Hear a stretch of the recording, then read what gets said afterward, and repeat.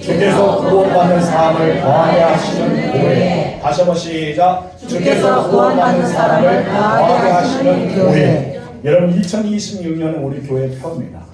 2026년의 교회 표를 위해서 하나님 앞에 계속해서 기도하는데 사도행전 2장 47절의 말씀을 딱 주신 거예요. 그래서 우리가 아무리 전도하고 주변의 사람에게 복음을 증거하더라도 주께서 구원받는 사람을 보내주지 않으면 되지 않잖아요. 여러분 모두는 주님께서 우리 교회에 보내주신 사람이에요. 그래서 저는 여러분들이 주께서 보내줬다고 생각합니다. 그래서 저에게 맡겨준 것도 하나님께서 맡겨준 거지 우리가 좋아서 우리 교회가 멋있어서 우리 성도들이 너무나 이뻐 보여서가 아니라 하나님께서 우리에게 보내주신 거예요. 그리고 여러분들은 누가 보내주신 거예요? 주께서. 바로 주께서 우리 교회에 보내주시는 가장 보배로운 사람입니다. 우리 인사합시다. 이제 보니 하나님께서 보내주셨네요. 이렇게 보배롭고 이뻐 보입니다. 사랑합니다. 그래요. 여러분들은 하나님께서 보내주셨어요. 여러분 우리는 그런 교회를 삼아야 할지 믿습니다.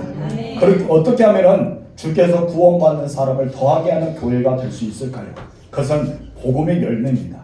복음의 열매는 어디서부터 나타납니까? 공동체에서 나타납니다. 우리 교회 안에서부터 일어나죠. 오순절 성령의 강림 이후에 베드로가 전한 복음을 듣고 3,000명이 회개하고 세례를 받고 예수님께로 돌아온 역사가 일어났습니다. 41절 읽겠습니다. 그 말을 받는 사람들은 세례를 받으며 이날에 신도 예수가 3,000이나 더하더라. 아멘. 그리고 이들은 함께 모여 최초의 초대교회를 탄생시키는 위대한 멤버들이 되었습니다. 복음을 듣고 믿었던 초대교회 선도들.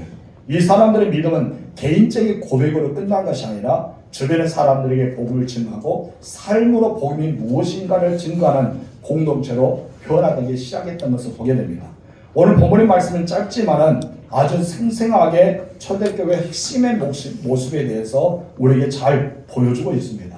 본문의 말씀을 여러분께서 읽으면은 그 안에서 복음이 어떻게 사람들의 삶을 변화시키고 또한 사람과 사람의 관계가 더 끈끈하게 맺어지고 그래서 아름다운 교회의 모습으로 이렇게 꾸며나가는지에 대해서 아주 생생하게 선명하게 드러내고 있는 것을 보게 됩니다.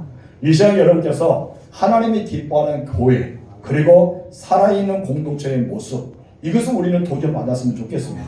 그래서 우리의 신앙과 우리 교회 공동체가 우리가 다시 한번 하나님이 기뻐하고 주께서 구원받는 사람을 날마다 보내주는 교회로 우리가 든든히 성하기를 소망합니다. 오늘 본문의 배경을 살펴보면 사도행전 2장에 보면 오순절 성령의 강림의 역사가 일어나죠. 그때 그들이 성령의 충만함 받고 이전에 갇혀있는 곳에서 그들은 오픈돼서 나가서 복음을 증거하기 시작합니다. 그때 특별히 복음에 대해서 나온 것은 베드로와 요한의 설교죠. 그래서 베드로가 복음을 증거할 때 3,000명이나 회개하고 주께로 돌아오게 됩니다. 그들의 핵심자의 삶은 어떤 것일까요? 그들을 통해서 하나님의 교회가 되었어요.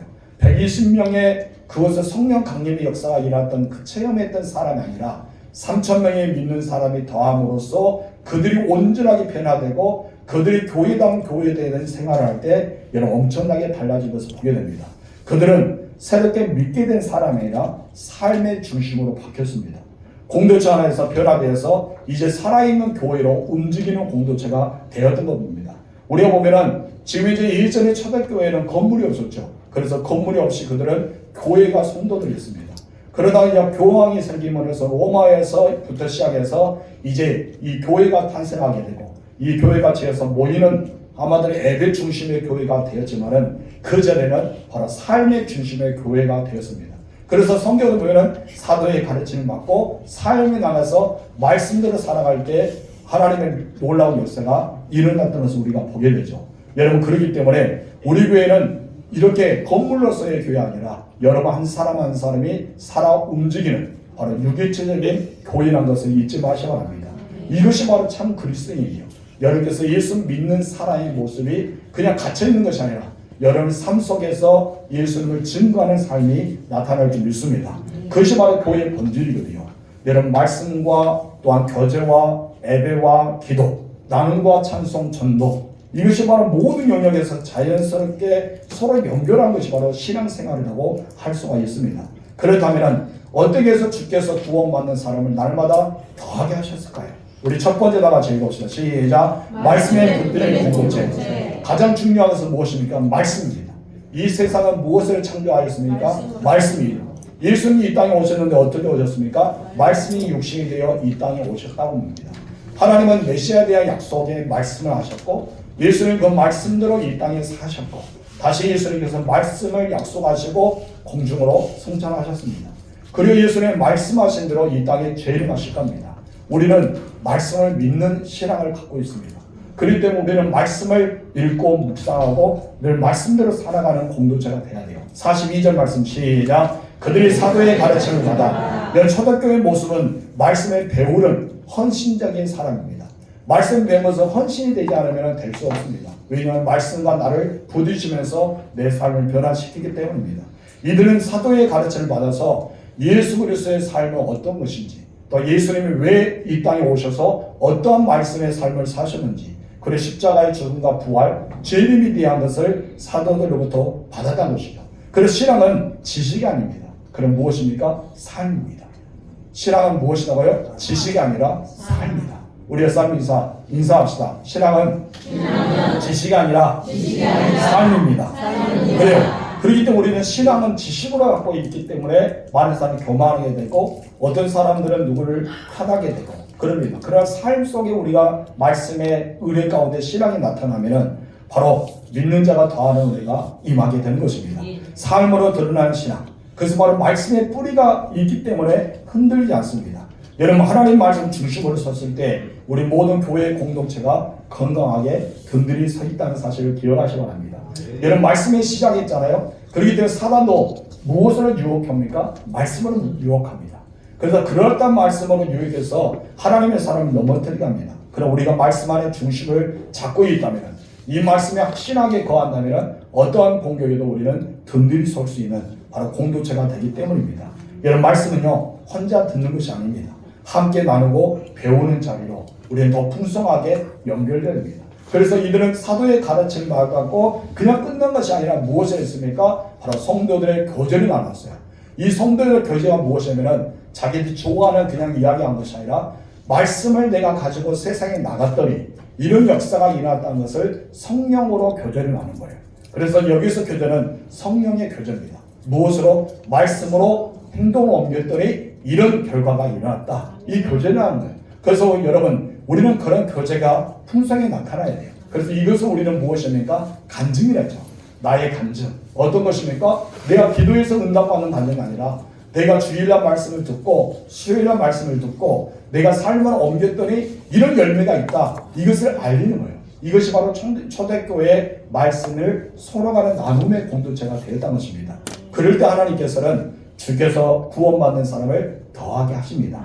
두 번째 우리 다 같이 읽어봅시다. 시작. 사랑으로 연결된 공동체. 무엇으로 연결됐다? 사랑으로. 여러분 사랑으로 연결돼야 돼요. 우리 42절 중간과 44절 45절 중간까지 읽겠습니다. 시작. 서로 교제하고 떡을 떼며 믿는 사람이 다 함께 있어 모든 물건을 서로 통용하고 각 사람의 필요를 따라 나눠주며. 여러분 이처럼 복음을 경험한 사람은요 그냥 멈출 수가 없었어요.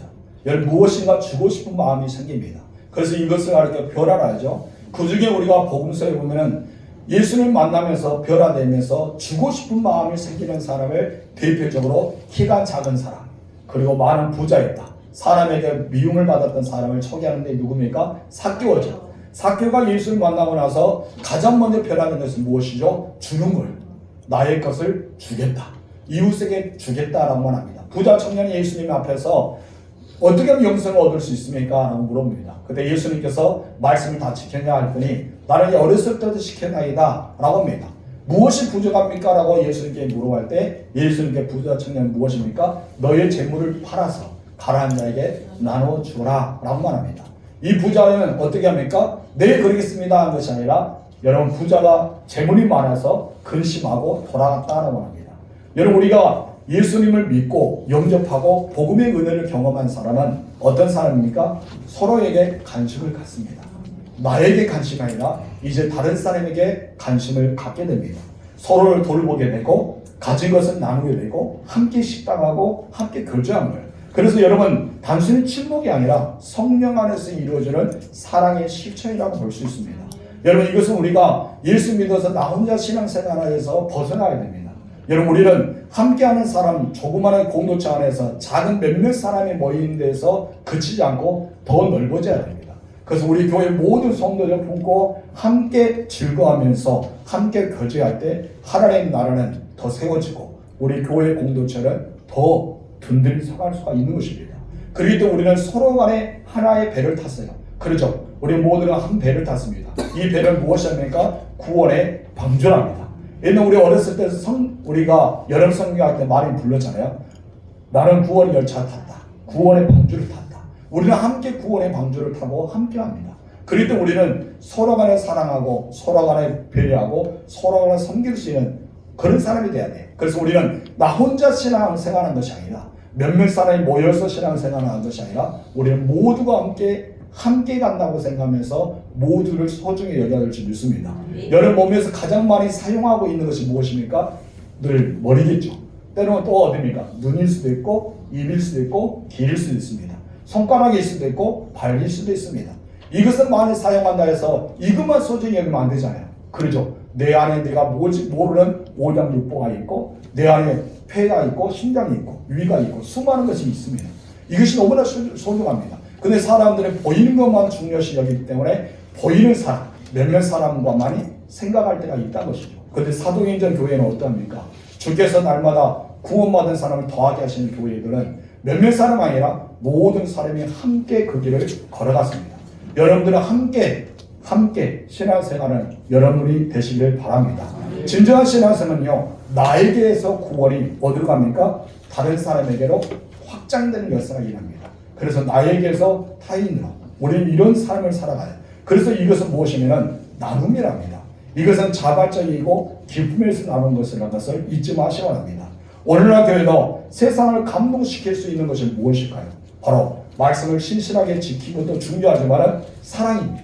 우리가 교회 안에서 서로 사랑하고 우리 교회 안에서 침묵하고 교회 안에 있는 소중함을 여겨야 돼요. 그래서 성경은 바울은 무엇입니까? 믿는 가정에게 더욱 그리하라.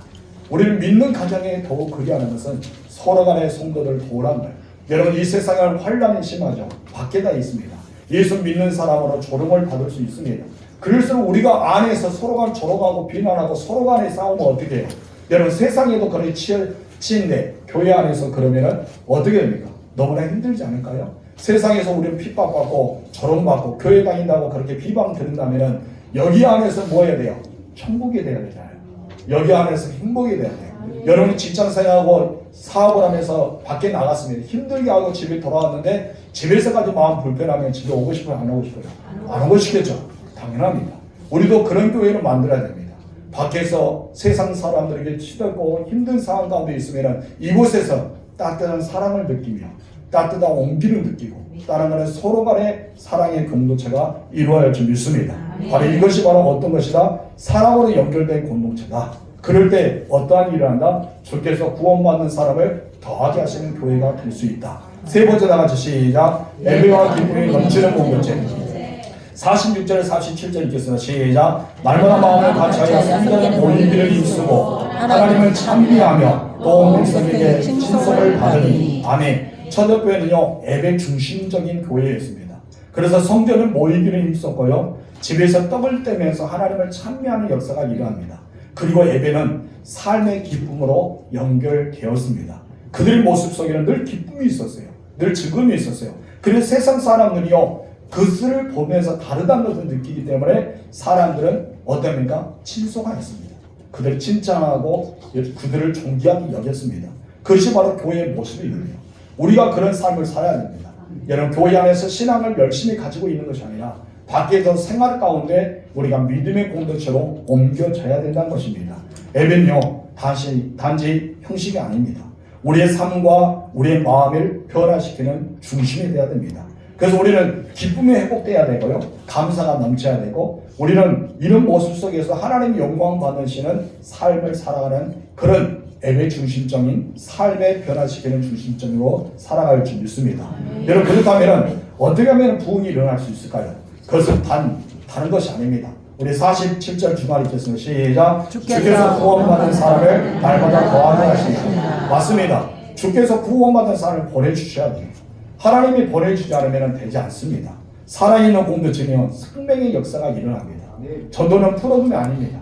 단지 행사가 아닙니다. 1년에 짜여진 성탄절이나 아니면 부활절이나 추수감절 때 초대해서 이 사람도 오는 그런 프로그램이 아니라는 것입니다. 무엇입니까? 변화된 살아있는 공동체가 스스로 복음의 능력을 가지고 주변의 사람에게 영향을 끼쳐야 돼요. 그래서 교회는요, 함께 살아가는 공동체입니다. 어떤 공동체라고요? 함께 살아가는 공동체. 여러분들이 성령이 임재하신 후에 교회는 말씀에 붙잡고 또한 서로 사랑하고 기도하고 예배의 공동체로 변화되었습니다. 이것이 교회의 본질이라고 말합니다. 그렇다면 우리 교회는 어떠합니까? 우리 교회가 이렇게 회복되어야 될 줄 믿습니다. 여러분들은 말씀 위에 서 있습니까? 여러분들 서로 돌보며 살아가고 있습니까? 여러분의 예배는 바로 삶 속의 기쁨으로 연결되어 있는지 생각해 보시기 바랍니다. 여러분의 말씀에 살아 움직인다면, 서 있다면 여러분 어떤 사단의 권세도 여러분 넘어뜨리지 못할 것입니다. 우리가 서로 간에 돌보고 서로 간에 그렇게 사랑하며 살아간다면요, 주변의 사람들이 부러워할 거예요. 아, 저 예수 믿는 사람은 저렇게 사랑하네, 저렇게 좋아하네, 여러분 예수 믿는 사람들 저러니까 나도 믿고 싶겠다, 그런 말을 하죠. 근데 여러분 교회 안에서나 밖에서도 으르렁거리고 서로 간에 좋지 않은 모습을 보이면 어떠합니까? 교회 다니면 저러니까 나도 안 다니고 싶다, 그런 말을 하잖아요. 우리는 사랑을 밖으로, 그리고 기쁨도 밖으로, 계속해서 우리는 흩어지는 교회로 더 유익하게 나아야 될 줄 믿습니다. 여러분 우리 자신과 공동체를 여러분 살아있는 교회로 만드십시오. 함께하는 공동체를 만드세요.